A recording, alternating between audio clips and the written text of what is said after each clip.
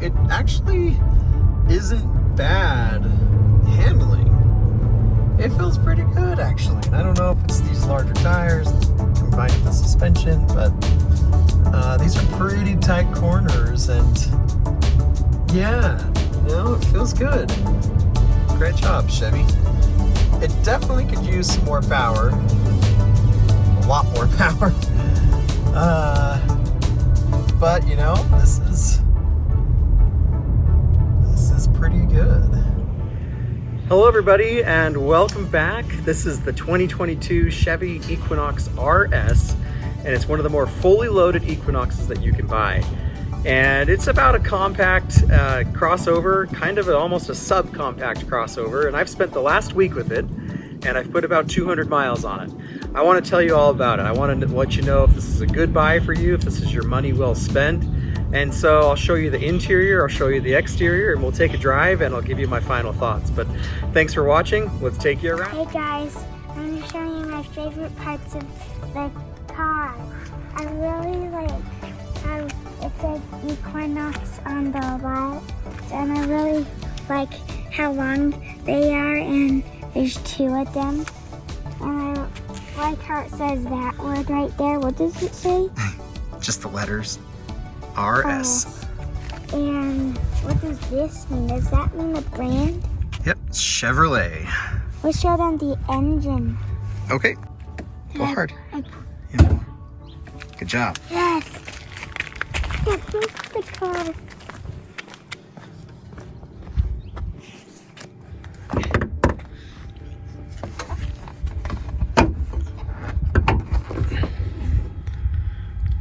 There it is. Little itty bitty engine. Yeah.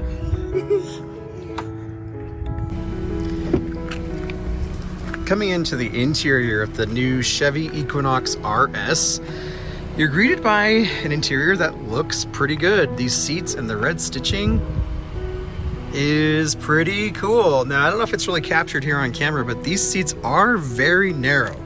And me sitting in them, I'm 5'9" and about 180 pounds.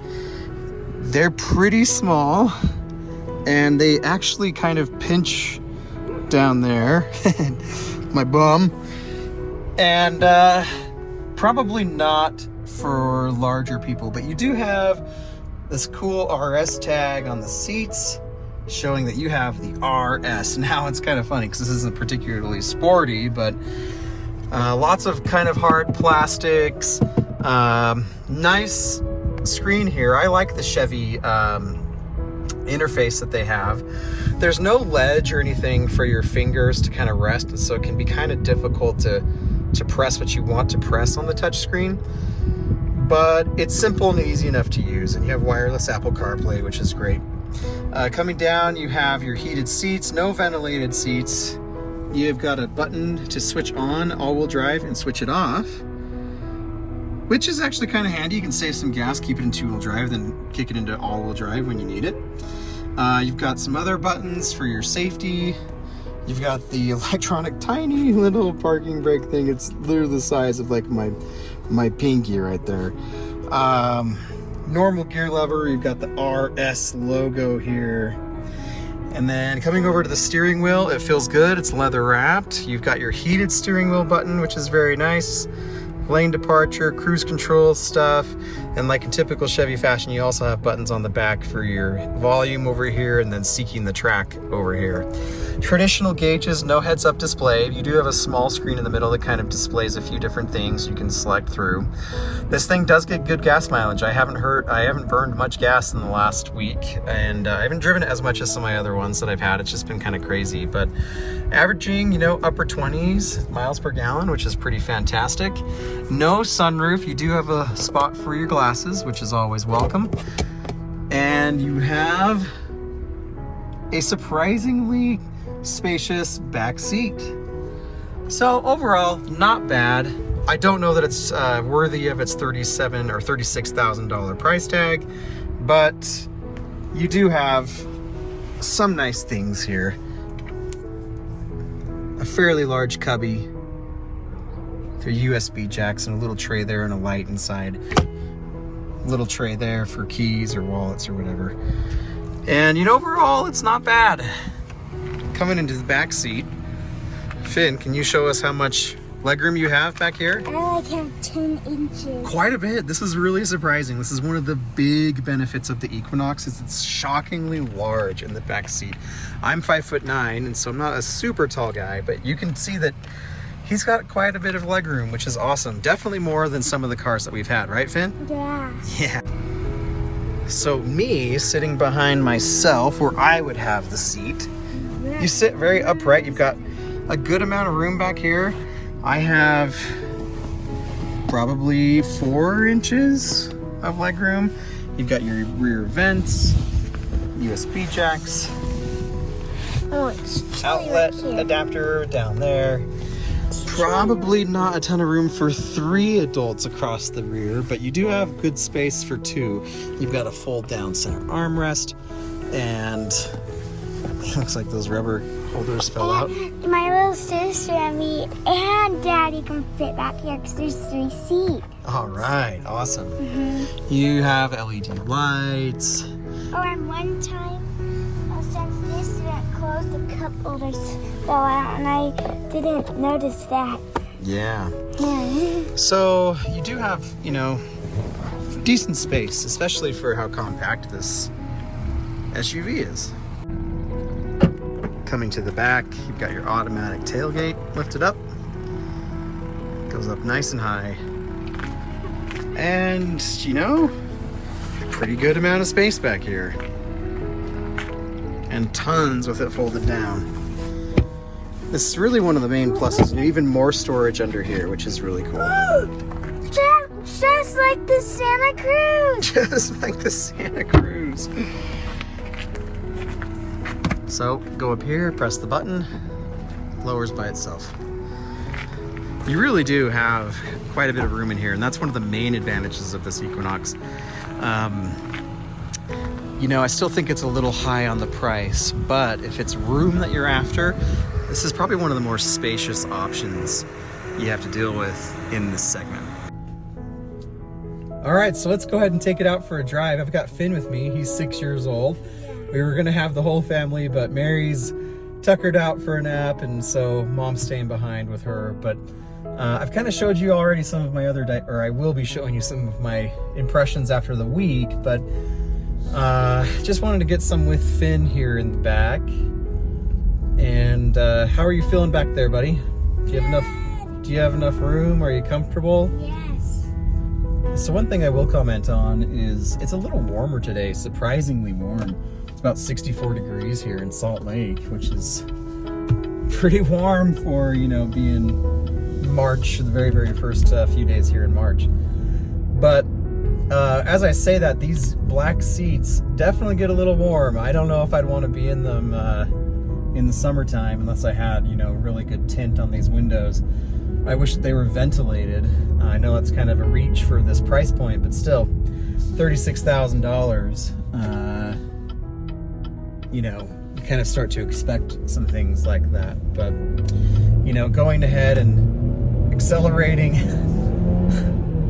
you can hear the revving there. It's a little underpowered. It's probably not why you're buying this vehicle, but as I'll say in my other driving video, I think this is a great car for late teenagers, early college years, students. It gets great mileage. It's fuel efficient. It's safe, 5-star crash test rating.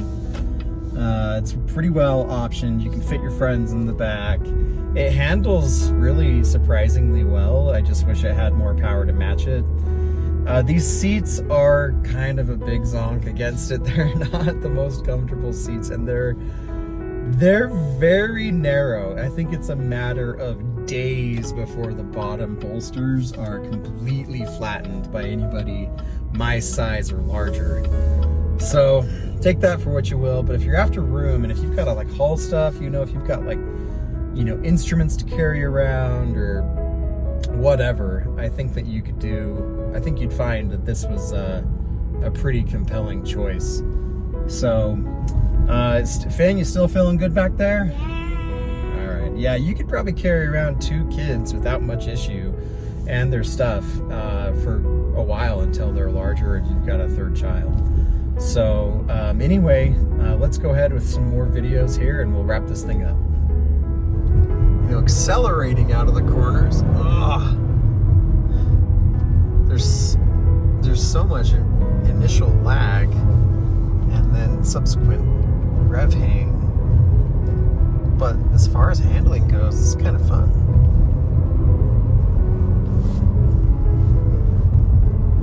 Can't speak to what this would be like at higher speeds. This is just pretty slow, but the ride's definitely on the firmer side, probably because of these larger wheels. Here's kind of a dip. Okay.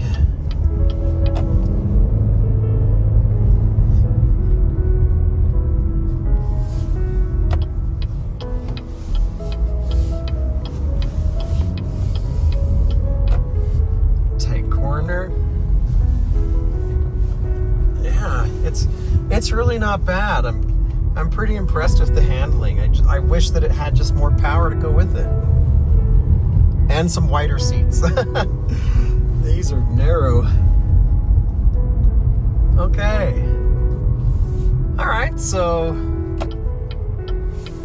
overall,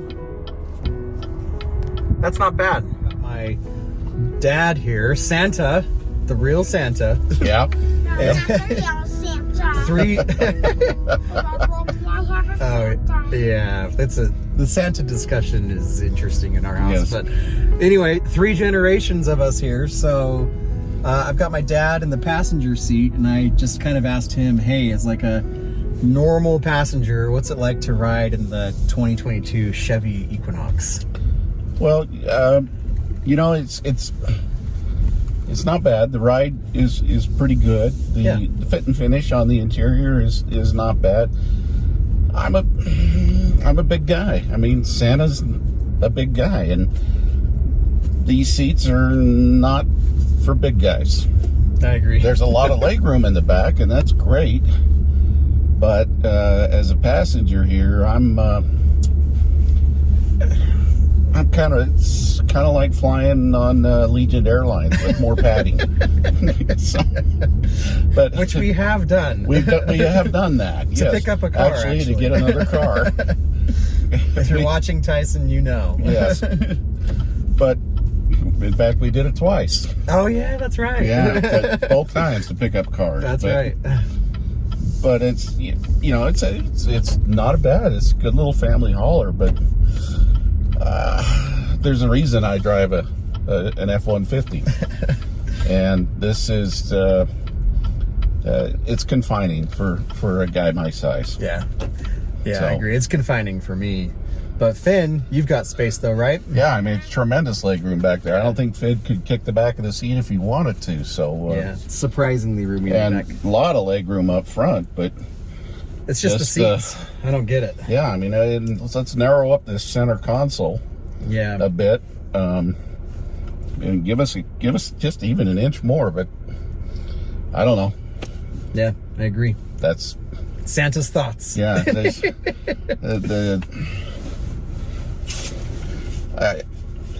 Jason and I always argue about reclining in the seats. He likes his recline more than I do.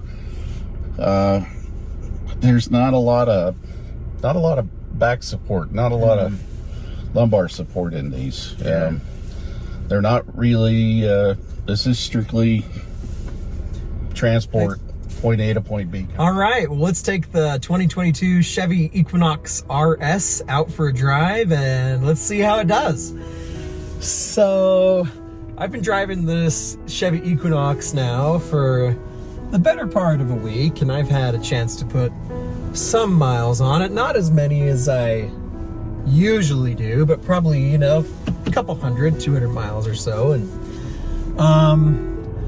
I have a lot of thoughts about this car. So, driving this car, so let me just start with this. The Chevy Equinox RS, this is kind of like one of the more fully loaded trims that you can get.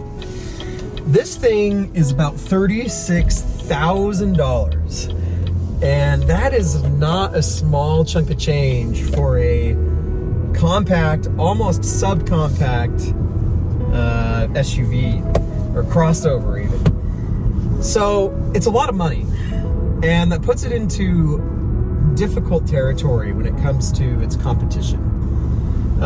You've got other things like the RAV4, which is excellent, the CR-V. You're even getting closer into, like, you know, larger things like the Nissan Pathfinder. And even in Chevy's own lineup, there's quite a bit of competition. You know, you've got the Blazer, the Trailblazer, the Traverse. It's a crowded segment. And so this Equinox has its work cut out for it against the competition, even in its own brand. And to be honest with you, I think it kind of struggles against the competition. I think that there are some great things about this car, but I think as a whole, it's overpriced for what it is. I think that if this was closer to 30,000, it would be a more compelling entry into the compact or even close to the subcompact SUV, you know, crossover crowd. Now, let me talk about a few things that I did like. So, this thing does get great gas mileage. I think it averages about 27 is what I'm seeing right here. And that seems to be about what I've gotten in my week of driving, the 27 miles to the gallon, which is great. Now, that also comes with a little bit of a cost power-wise. This is only a 1.5, I can't remember off the top of my head. I'll tell you in a minute, but the engine is small. I think it only makes about 170 horsepower. And that's not a lot. And you feel it in this car. You really have to, well, I would say normally, you know, you really have to put your foot in it to get the power out of it. But even that doesn't really equate to power that you want or that you need in a lot of driving circumstances. So merging, accelerating in general can be a struggle. Like, the engine feels, I don't know how else to say it. It pretty much constantly feels like it is out of breath. And you can push this thing hard and it has nothing left to give. You can tell it's trying. It definitely sounds like it's trying. And if I get a chance here, if these cars in front of me, I'll show you if you can hear it. But it's constantly searching for power that just isn't there. And the delay for acceleration with the turbo lag is not great. It's I mean, anytime you do any throttle inputs, it's 2 or 3 seconds later that you finally get any sort of movement. Like, for example, I'll floor it right now, 1/1002. Just about 2 seconds of delayed at full throttle before it starts moving. And that can be a little disconcerting in some traffic instances or when you need to get moving now. And that goes, like, so even just gentle acceleration. Here, I'll put my foot about half throttle. Again, 2, almost 3 seconds of delay before anything happens. And it's frustrating if I'm being honest with you. I'm kind of surprised. Like, I get that Chevy's making something economical here, but it almost feels unsafe. I don't think it is unsafe, but it almost feels that way. Like, you just need more power. Like, 170 horsepower for this it's just way underpowered. Now, anyway, sorry to talk so much about that, but going back to some things that I did like, this is pretty roomy. This is a smaller SUV, compact, SUV crossover, and there's a good amount of room in here. Like, especially that back seat, it's not bad. It's actually pretty great. There's a lot of nice features that this has.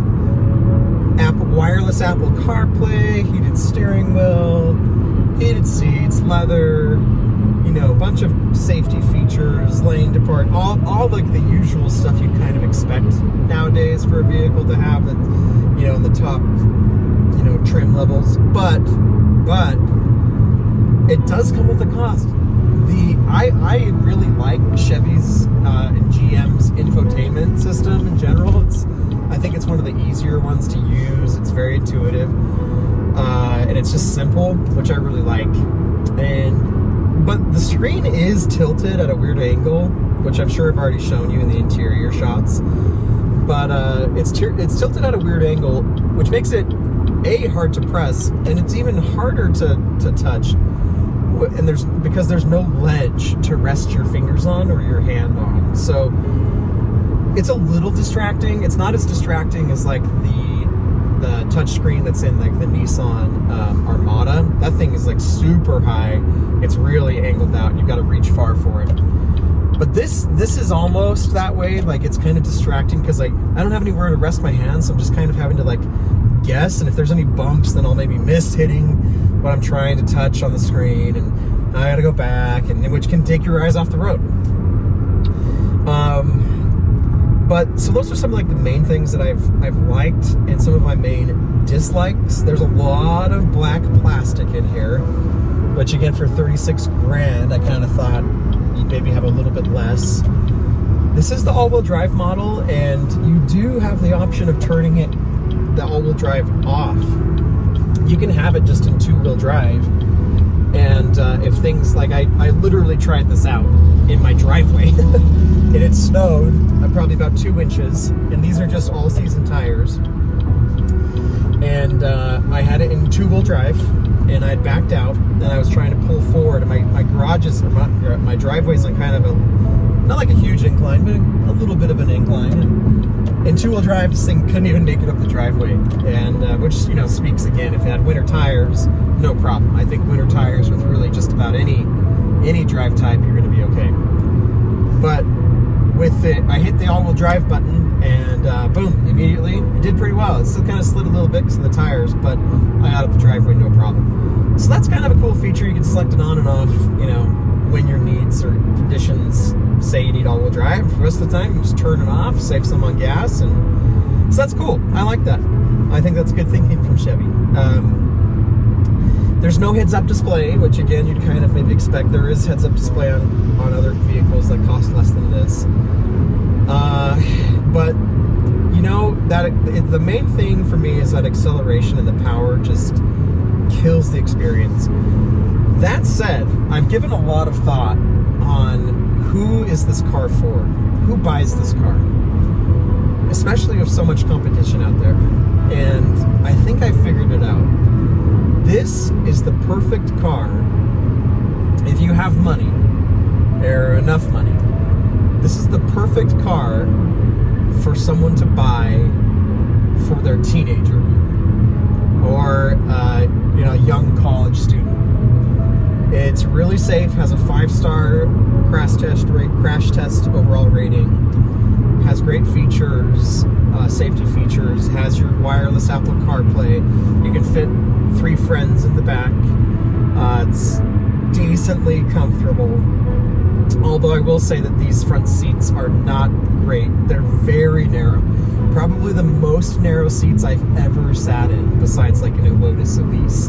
But even those, like, these pinch my bum, and I don't think I'm a large guy. I'm kind of just an average guy, 5'9" and 178 pounds. But yeah, I don't think these seats are, I don't know really who they're designed for. They're like really scrawny teenagers or young college kids. And for them, I think this is a great option. You can't get in trouble with you know, speed. There's nothing really to get you in trouble. You know, you've got all-wheel drive if you need it. There's space for your friends. You can listen to music. The Bose stereo is awesome. It gets good gas mileage. It's the perfect car for someone who could afford that for their again, high school kid or their college kid, or if a college student can afford one of these, you know, on their own. But for a lot of buyers, there's other options that do some of these things a little bit better, and if not better, for less cost. So anyway, those are some of my general thoughts. Yeah, the more I sit in these seats, the more I'm like, what the heck? Like these side these side bolsters on the bottom, they're gonna be flat in a matter of months. And I'm not like a big guy, but I can feel my legs like pressing them down, and like the back of them like pinching my bum. And it's pretty uncomfortable, if I'm being honest with you. I don't love cruising in this thing. I would not take this on road trips if you're at all a larger person. So those are some of my thoughts. I can see what Chevy's going for. I know that they've got an EV version of the Equinox planned, which actually looks really good. And I think Chevy's headed in the right direction. I think that the Equinox is just another step in that direction until they really nail it. And if you're in the market, and especially if you buy one of these, let us know in the comments, like, what was the selling point for you? What drew you to the Equinox, and like, why did you end up buying it? And especially over some of even Chevy's own competition, the Blazer, Trim, you know, all of the other Chevy SUVs. There's like a million of them now. But let us know. Let us know in the comments. Let's help each other out and why you'd buy this. But one more thing that I forgot to mention is there is a lot of road noise in here. These larger wheels don't really help the ride. It is surprisingly stiff, and it's pretty loud in here as far as, like, you know, this price range goes for crossovers. So take that into consideration as well. But guys, thank you so much. And Chevrolet, thank you very much for sending this over. I've really enjoyed it. It's been really good. And I think that Chevy's definitely headed in the right direction with their vehicles. It's really exciting to see what they're coming up with now. But I always say this, and I always feel dumb asking. I never thought I'd be one of those people. But if you wouldn't mind just liking and subscribing to the channel, that would actually help us out a lot. It's been a lot of fun making these, and I want to continue doing it. And so if you wouldn't mind just giving me your support, I promise I'll make it with your time. But thank you guys so much for watching. I hope you have a great day, and just let us know your thoughts in the comments about the Equinox, or what did you buy other than the Equinox, and why did you buy it? Thanks everybody. Have a great day. We'll see you.